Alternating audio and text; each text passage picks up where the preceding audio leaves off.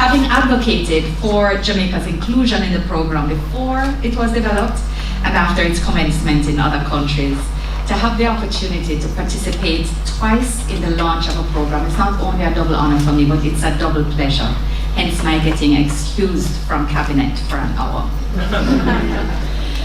So while this morning's event provided the opportunity for the Government of Jamaica to reaffirm and demonstrate its commitment to eliminating all forms of violence against our women and girls, and to convey our appreciation to the EU and the UN for their sponsorship of this initiative, it is this forum, largely of practitioners from government and civil society, which represent the larger body of key stakeholders who will be charged with implementation.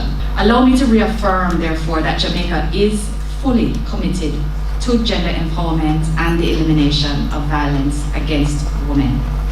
This is reflected in our 2011 National Policy for Gender Equality, the finalization of the National Strategic Action Plan to End Violence Against Women and Girls, the National Strategic Plan, or rather the National Action Plan for a Strategic Response to Children and Violence, which was finalized last year, are among the bodies of policy work and action to be taken.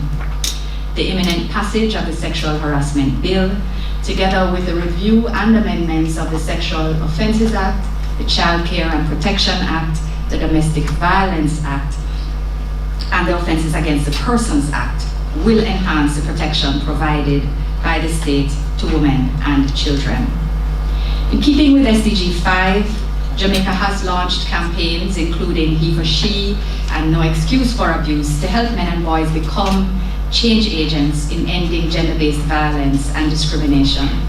But I think we are all agreed that there is so much more to be done. The good news is that we're going to do it.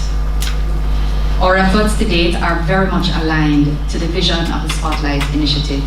This makes the government even more confident that we have it within our grasp that through these programs and with the support, improvements and supplementation to be received from the Spotlight Initiative, we will make significant inroads in arresting the damage being done to the fabric of our society by family violence.